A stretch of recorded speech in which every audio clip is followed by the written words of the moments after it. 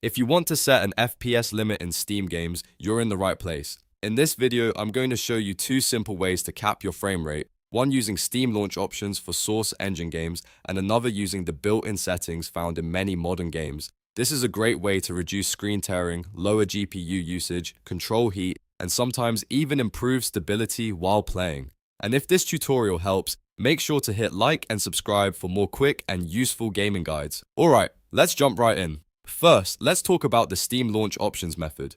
This is especially useful for older source engine games like Counter-Strike 2, Team Fortress 2, and Left 4 Dead 2.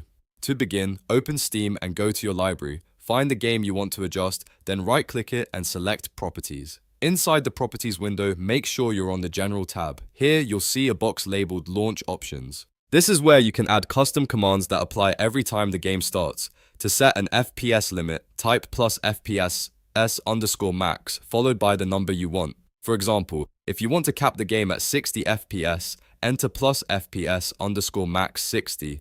If you want unlimited frame rate, you can set it to 0. Once you've entered the command, just close the window and launch the game normally. The game should now start with your chosen FPS limit applied.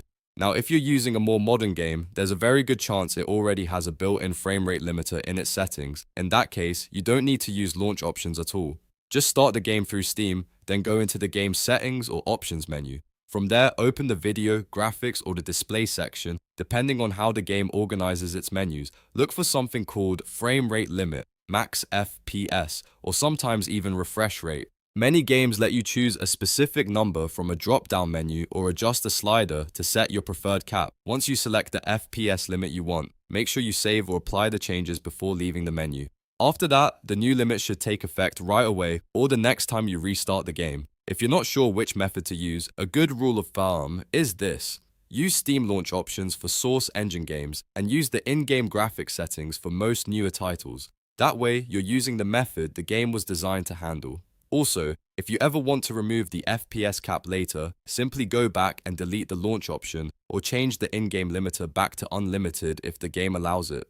That's all there is to it. You now know how to set an FPS limit in Steam games using both launch options and in-game settings. If this video helped you out, please give it a like, subscribe to the channel, and leave a comment if you want more Steam and PC gaming tutorials. Thanks for watching, and I'll see you in the next one.